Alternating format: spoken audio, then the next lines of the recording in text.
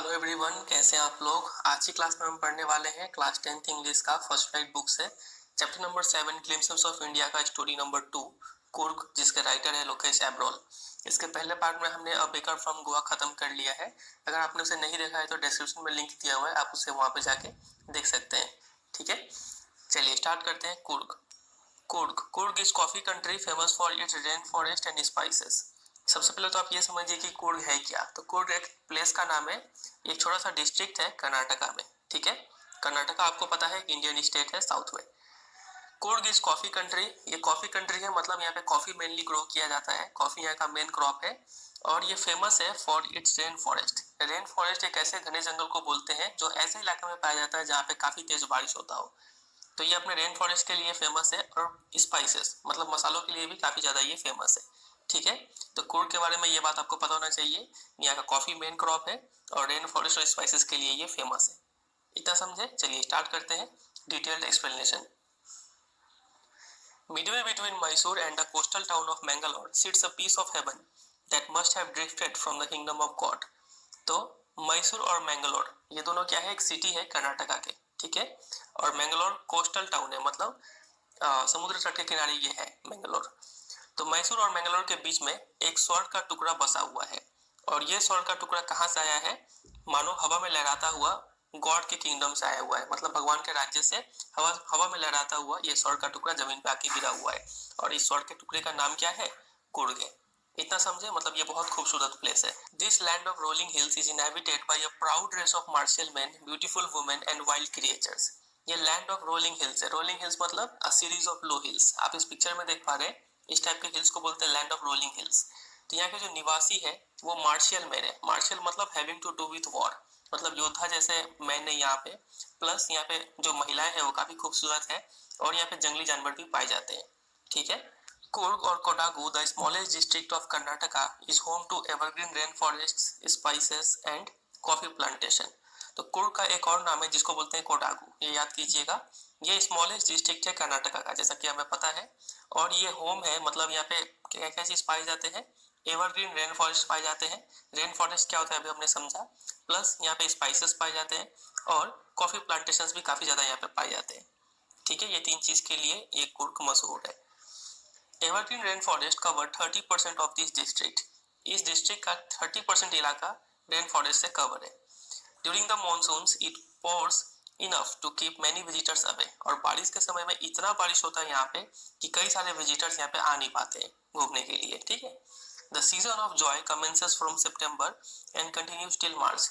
Season of Joy मतलब वो time जब टूरिस्ट यहाँ पे विजिट कर पाए। ठीक है, तो वो कौन सा समय होता है, सितंबर से लेकर मार्च तक का समय होता है। तो ये याद रखिएगा, और जैसे जैसे हम अंडरलाइन किए हैं वैसे वैसे आप भी अंडरलाइन करते जाइएगा। ठीक है, ये इंपॉर्टेंट पॉइंट्स है।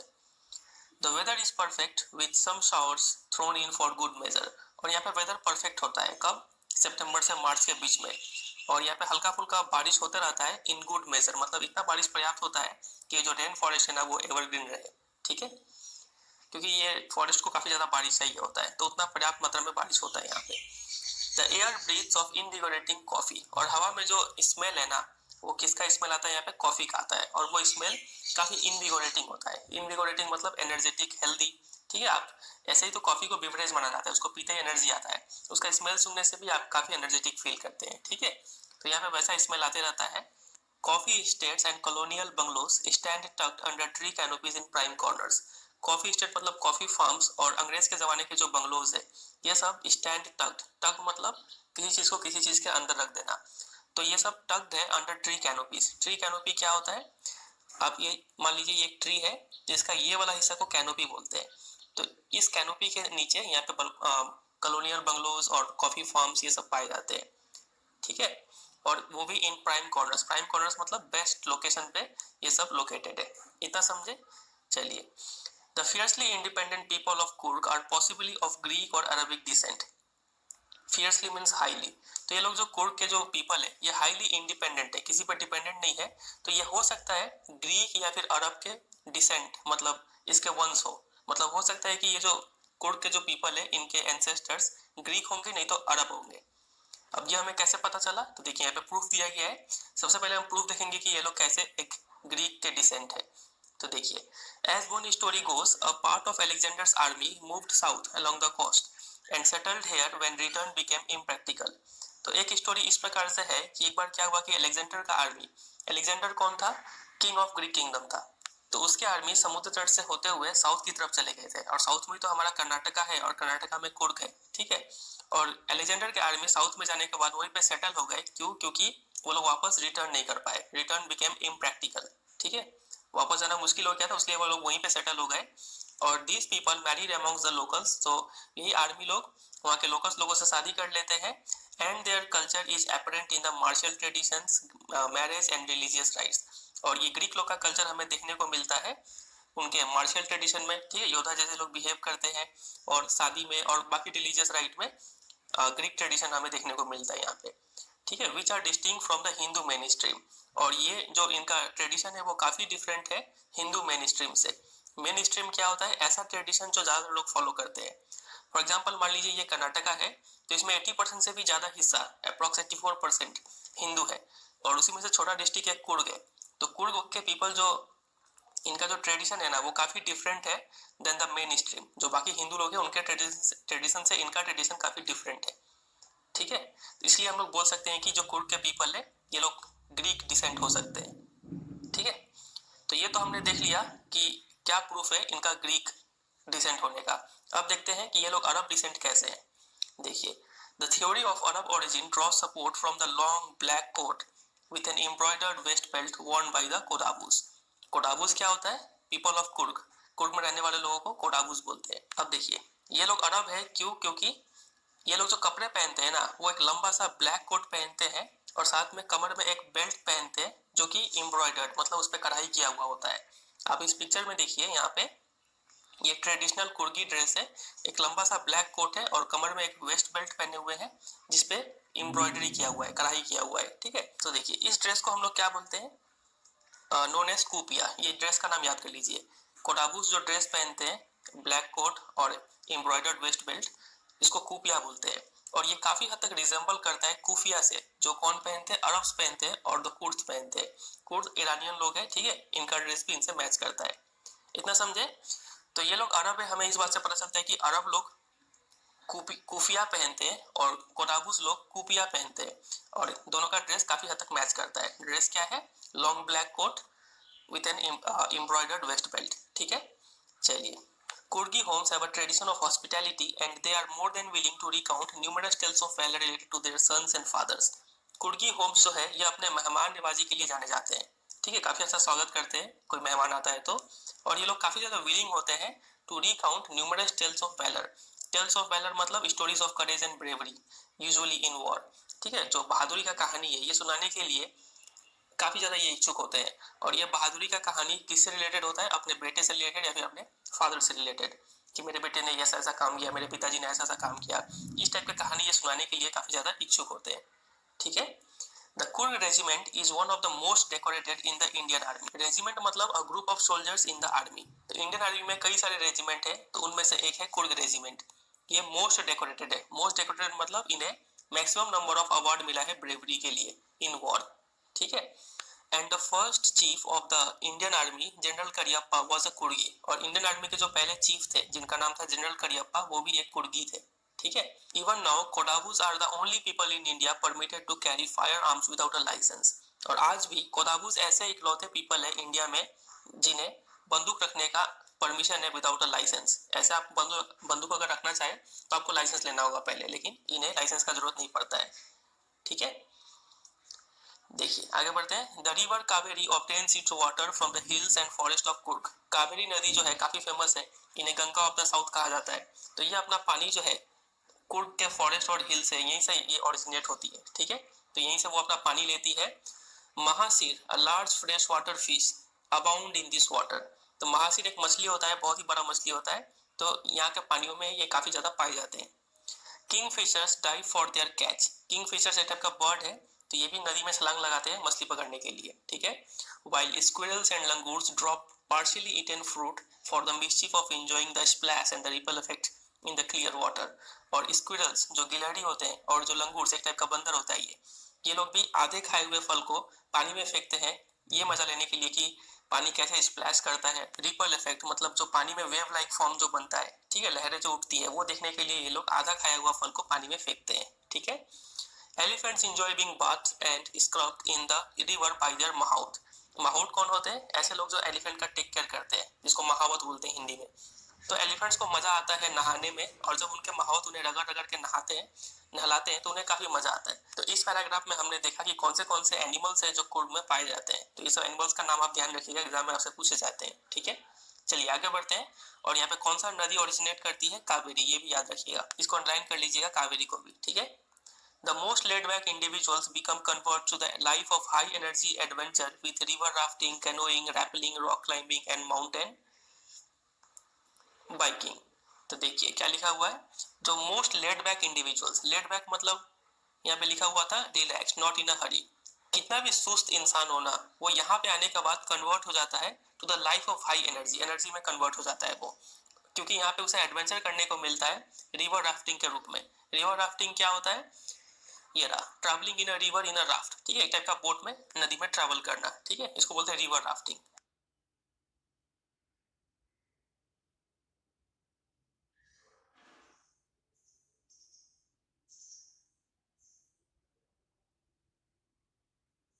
फिर कैनोइंग, कैनोइंग का मतलब travelling in a river in a canoe, एक पतला सा बोट होता है उसमें ट्रैवल करना, इसको बोलते हैं कैनोइंग। फिर रैपलिंग, रैपलिंग क्या होता है? Going down a cliff by sliding down a rope, एक रस्सी से नीचे उतरना, ठीक है, एक खड़ा पहाड़ से नीचे उतरना, इसको बोलते हैं रैपलिंग। फिर रॉक क्लाइंबिंग मतलब ऊपर चढ़ना, and mountain biking.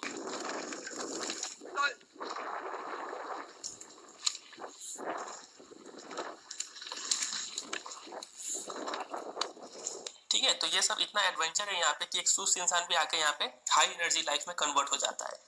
Numerous walking trails in this region are a favourite with trekkers. और जिन्हें ट्रेकर्स, ट्रेकर्स किससे बोलते हैं? जिन्हें लंबा यात्रा करना पसंद है, वो भी पैदल।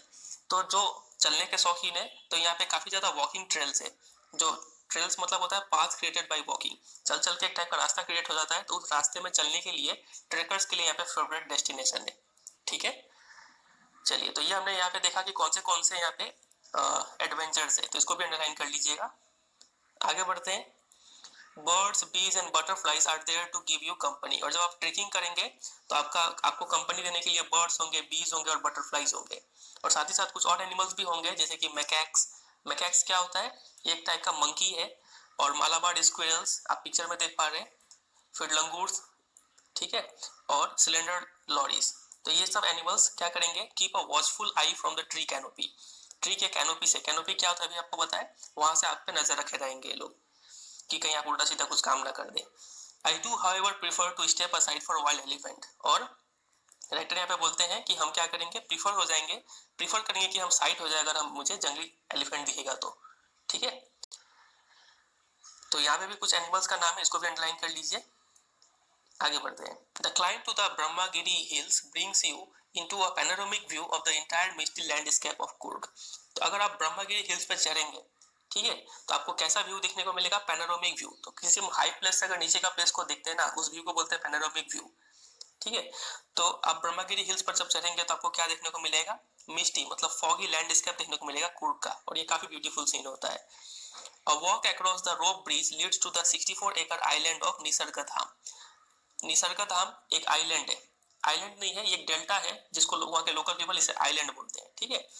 तो ये भी एक टूरिस्ट डेस्टिनेशन है, और इस पे ये कितना एकड़ में फैला हुआ है? 64 एकड़ लैंड में फैला हुआ है। और यहाँ पहुंचने के लिए आपको एक रोप ब्रिज क्रॉस करके जाना होता है, ठीक है। तो ये भी एक टूरिस्ट डेस्टिनेशन है, इसको भी बारे में याद रखिएगा। फिर running into Buddhist monks from India largest Tibetan settlement at near by Bylakuppe is a bonus. Running into मतलब किसी से मिलना। तो अगर आप बुद्धिस्ट मॉन्क से मिल लेते हैं, कहाँ पे? इंडिया लार्जेस्ट टिबेटन सेटलमेंट, जिसको बोलते हैं बाइला कप, ये इंडिया का लार्जेस्ट टिबेटन सेटलमेंट है। यहाँ पे काफी सारे बुद्धिस्ट मॉन्क यहाँ पे रहते हैं। तो अगर आप उन बुद्धिस्ट मॉन्क से अगर मिल लेते हैं तो ये आपके लिए एक बोनस होगा, ठीक है, मतलब ये भी अच्छा एक्सपीरियंस रहेगा आपके लिए। The monks in red, ochre and yellow robes are amongst the many surprises that wait to be discovered by visitors searching for the heart and soul of India right here in Coorg. और यहाँ पे जो Buddhist monk आप पाएंगे वो red colour के, ochre मतलब brownish yellow colour के या फिर येलो कलर के रोब्स, एक ढीले ढाले कपड़े पहने हुए होते हैं, और ये one of the many surprises है that wait to be discovered by visitors. ये मानो ये वेट कर रहे हो कि कोई आके इन्हें डिस्कवर करे, ठीक है। और ये विजिटर के लिए काफी ज्यादा सरप्राइजिंग होगा इनसे मिलना। वो विजिटर जो सर्च कर रहे हैं heart and soul of India, जो इंडिया को अगर डीपली जानना चाहते हैं, तो उन विजिटर्स के लिए इनसे मिलना एक काफी सरप्राइजिंग इवेंट होगा राइट हियर इन कुर्ग, ठीक है। यहाँ पर फैक्ट फाइल में बताया गया है कि हाउ टू रीच कुर्ग, आप पहुंचेंगे कैसे। तो देखिए ये भी इंपॉर्टेंट है, इसे भी एग्जाम में क्वेश्चन बनता है। Medically the highest district quarter is the only gateway to Coorg. Coorg अगर आपको जाना है तो आपको सबसे पहले मेडिकली पहुंचना होगा, ये डिस्ट्रिक्ट हेड क्वार्टर है, ठीक है। यहाँ पहुंचते ही यहाँ के जो हिल्स है, फॉरेस्ट है और कॉफी प्लांटेशन है, ये आपका मन मोह लेंगे। और यहाँ पहुंच के आप किसी रिजॉर्ट में या फिर कॉफी एस्टेट में या फिर किसी के घर में आप ठहर जाइए और आराम से कुर्ग का एक्सपीरियंस लीजिए। अब देखिए, अब जानने के लिए आप एयर से जा सकते हैं, एरोप्लेन से, या फिर रेलवे से जा सकते हैं, या फिर रोड के सहायता से जा सकते हैं, बस वगैरह से। तो देखिए, अगर आप एरोप्लेन से फ्लाइट से जाना चाहते हैं तो नियरेस्ट एयरपोर्ट क्या है, मैंगलोर है और बेंगलोर है। आप सबसे पहले क्या कीजिए, अगर आप मैंगलोर पहुंचना चाहते हैं तो मुंबई से फ्लाइट लीजिए और मैंगलोर की तरफ पहुंच जाइए, ठीक है। मतलब आपका घर मान लीजिए दिल्ली में है तो दिल्ली से आप किसी भी तरह मुंबई पहुंचिए, मुंबई से फिर मैंगलोर पहुंचिए फ्लाइट से, ठीक है। और एक बार मैंगलोर पहुंच गए फिर वहां से मेडिकली पहुंचिए और कुर्ग का एक्सपीरियंस लीजिए। या फिर अगर आपका घर के पास में घर से पास बेंगलोर होता है तो आप बेंगलोर पहले पहुंच जाइए। बेंगलोर पहुंच कहाँ से पहुंच सकते हैं, अहमदाबाद, चेन्नई, दिल्ली, गोवा, हैदराबाद, कोची, कोलकाता, मुंबई, पुणे, इन सब जगह से डायरेक्ट फ्लाइट है बेंगलोर की तरफ, ठीक है। तो बेंगलोर पहुंचिए और बेंगलोर से फिर मेडिकली पहुंचिए और फिर कुर्ग का एक्सपीरियंस लीजिए। तो ये तो है बाई एयर। अगर आप बाई रेल जाना चाहते हैं तो नियरेस्ट रेलवे स्टेशन है मैसूर, मैंगलोर, हसन, ठीक है। और अगर आप रोड से जाना चाहते हैं तो दो रास्ते हैं कुर्ग पहुंचने के बेंगलोर से, और दोनों का ही डिस्टेंस सेम है। तो ये डिस्टेंस आप याद कर लीजिए, 250 से 260 किलोमीटर का डिस्टेंस है बेंगलोर टू कुर्ग विया रोड। पहला रोड है मैसूर से होके जो ज्यादातर लोग फॉलो करते हैं, और दूसरा रोड है नीलमंगल और कुनीगल और चंद्रायनपटना, ठीक है। तो इन तीनों से होकर दूसरा रास्ता गुजरता है। तो पहला वाला रास्ता जो लोग ज्यादातर फॉलो करते हैं, ये रास्ता लोग कम फॉलो करते हैं। दोनों ही रास्ता से डिस्टेंस एक ही पड़ेगा, जो कि है 250 से 260 किलोमीटर, ठीक है। तो ये था ये स्टोरी। लास्ट पैराग्राफ में टूरिस्ट डेस्टिनेशन बताया गया है। यहाँ पे 3 टूरिस्ट डेस्टिनेशन के बारे में इंफॉर्मेशन है। पहला है ब्रह्मगिरी हिल्स, दूसरा है निसर्ग धाम और तीसरा है बाइलाकम, ठीक है। तीनों भी अंडरलाइन कर लीजिए। और यहाँ पे कुछ एनिमल्स था, फिर यहाँ पे कुछ स्पोर्ट्स है इसके बारे में इंफॉर्मेशन था, फिर यहाँ पे भी एनिमल्स, ठीक है। और कोडागुस कितना ब्रेव है उसके बारे में यहाँ पे इंफॉर्मेशन दिया गया है। और फिर कोडागुस का एंसेस्टर्स कौन से होंगे वो यहाँ पे इंफॉर्मेशन दिया गया था।